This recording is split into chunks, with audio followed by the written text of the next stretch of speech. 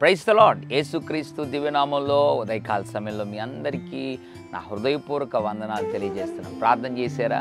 Bible చదివారా? మీలో ప్రార్థన చేశారని అడిగితే కొంతమంది చెప్పే మాట మళ్ళీ చేస్తాను, రాత్రి పండుకునేటప్పుడు చేస్తాను, ఉదయం డ్యూటీకి టైం అయిపోయింది వెళ్ళిపోయాను. మరి కొంతమంది అంటారు ఇంతకుముందు బాగా ప్రార్థన చేస్తూ ఉన్నాను, ఇప్పుడు చేయలేకపోతున్నాను. మరి కొంతమంది అంటారు నేను కూడా ప్రార్థన చేయాలని ఆశ ఉంది, చేయలేకపోతున్నాను. రకరకాల జవాబులు ఇస్తూ ఉంటారు. అయితే దేవుని బిడ్డలారా, మనిషికి గుండె ఎంత ముఖ్యమో ఆత్మీయ జీవితానికి ప్రార్థన అంత ముఖ్యం. అందుకే దైవజనుడు అపోస్తలుడైన పౌలు గారు రాసిన ఒక మాట మీకు జ్ఞాపకం చేయాలని ఆశపడుతున్నాను. మొదటి తెస్సలోనికీ పత్రిక 5వ అధ్యాయం 15వ వచనం, ఎడతెగక ప్రార్థన చేయుడి. ఎడతెగక ప్రార్థన చేయాలి.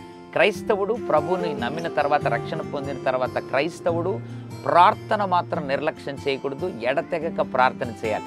ఎడతెగక ఎవరైతే ప్రార్థన చేస్తారో ఎడతెగని ఆశీర్వాదాలు, దీవెనలు, స్వస్థత, గొప్ప మేలులు పొందుకుంటారు. కాబట్టి ఇది మొదలుకొని ఎడతెగక ప్రార్థిద్దాం. కుటుంబంలోనూ, వ్యక్తిగత జీవితంలో, పరిచర్యలో, ఆఫీస్లో, బిజినెస్లో, లేదా నువ్వు చేస్తున్న ఏ పనులు అయినా గొప్ప విజయం చూడడానికి దేవుడు కృప చూపుతాడు. పరిశుద్ధ తండ్రి నీకు వందనాలు.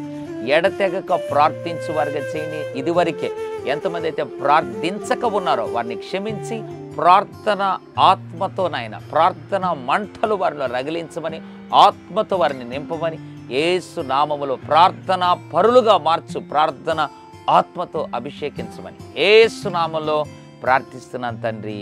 ఆమెన్. God bless you.